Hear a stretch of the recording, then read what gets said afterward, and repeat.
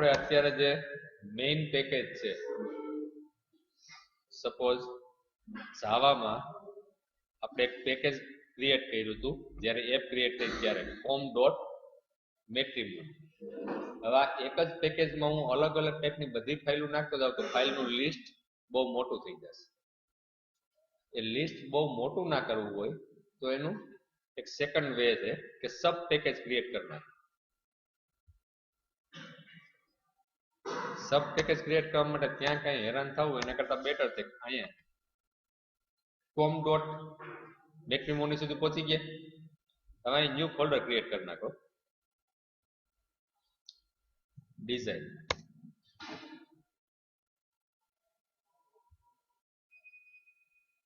DB helper. DB helper એટલે database helper. Database related જે કઈ ફાઇલ બનાવી એ બધી ક્યાં રાખવાની? આની અંદર. ડિઝાઇન રિલેટેડ જે કઈ ફાઇલ હોય ક્યાં રાખવાની? ડિઝાઇન ફોલ્ડર ની અંદર. પછી બિન ક્લાસ આવશે, એને રાખશું બધું બિનમાં. બિન શું આવશે એ તમને હમણાં કહી દઈશ. એના પછી એડેપ્ટર આવશે. આ એટલા પેકેજ અત્યારે મને યાદ છે બનાવી નાખીએ. પછી બાકીના જરૂર પડશે તો રન ટાઈમ ક્રિએટ કરી લઈશું. આ ડેશબોર્ડ એક્ટિવિટી ડિઝાઇનની ફાઇલ છે તો એને ડાયરેક્ટ ક્યાં રાખવાનું? ડિઝાઇન. હવે અહીંથી ડિઝાઇનમાં મૂકીને એટલે અહીંયા એરર આવશે.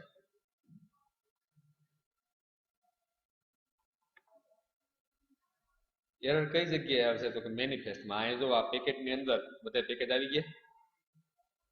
અહીંયા રાઈટ ક્લિક કરીને ક્રિએટ ફોલ્ડર ને બધું કરવા જાવ થોડોક ટાઈમ લાગતો. ડાયરેક્ટ બહાર જઈને ફોલ્ડર ક્રિએટ કરીને કે ઓટોમેટિક અહીંયા આવી જશે. મેનિફેસ્ટમાં હવે એક ચેન્જ એ કરવાનો છે કે આ જો ડેશબોર્ડ એક્ટિવિટી છે, હકીકતમાં ડેશબોર્ડ એક્ટિવિટી અહીં મળે નહીં. શું કામ? આ ડેશબોર્ડ એક્ટિવિટી જે લખ્યું એને મળશે નહીં. શું કામ? કારણ કે હવે ડેશબોર્ડ એક્ટિવિટી કેની અંદર વહી ગઈ? ડિઝાઇનની અંદર. તો આપણે અહીંયા આગળ ડિઝાઇન ડોટ તો એ નામ મળી ને એવી એરર. તો હવે એને શું કરવું પડે?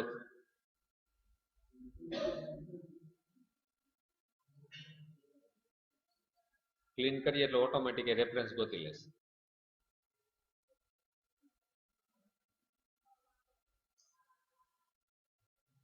ઓકે, હવે એ થાય ત્યાં સુધી આપણે આ 4 બટન અને 4 એમાંથી હવે એકની ક્લિક ઇવેન્ટ લખીએ. બાકી બધાને આવડવાની છે, કોપી પેસ્ટ જ હોય.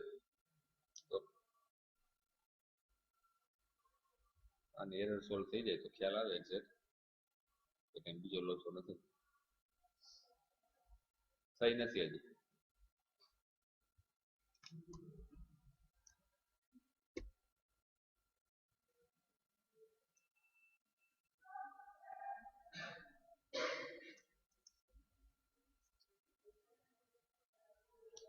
ઓકે, આપણી પાસે પાછું કરવાનું ઓપ્શન તો છે જ. અમુક વસ્તુ બહારથી કરો તો કન્ફિગરેશન વધારે ગોતવા પડે. એની જગ્યાએ બેટર છે કે અહીંયા અત્યારે એરર વહી ગઈ. હવે આને અહીંથી બ્રેક કરીને મૂકી દો. કીધું ડાયરેક્ટ રીફેક્ટર આપી દો. બાકી બધા કન્ફિગરેશન કરી લેશે. તો બહારથી મૂકવા કરતા બેટર છે કે અહીંયા આપી દો. અહીંયા આવી ગઈ ઓટોમેટિક ડિઝાઇન. અમુક વસ્તુ બહારથી સિમ્પલ છે, અમુક અંદર છે.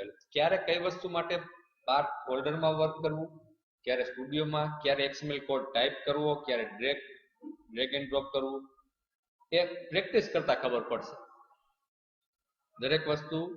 અને એવું નથી કે મને જે વસ્તુ જ્યાં સિમ્પલ લાગે તમને ત્યાં સિમ્પલ લાગશે કે તમને ત્યાં હાર્ડ લાગશે. પોતપોતાની પ્રેક્ટિસ હોય. તમને જે વસ્તુની પ્રેક્ટિસ અલગ સ્ટાઇલથી થઈ હોય તમને એ ઈઝી લાગશે. ઓકે, હવે આપણા બધા પેકેજ પ્રોપર પોતપોતાની જગ્યાએ આવી ગયા. હવે આને ઓપન કરી લઈએ અને હવે શું કરવાનું છે? આ એટલા બે પેલા ઇમ્પોર્ટ બાય ડિફોલ્ટ આવી જ જશે. એપ કોમ્પેક્ટ એક્ટિવિટી અને OS બંડલ આ બેની જરૂર પડશે.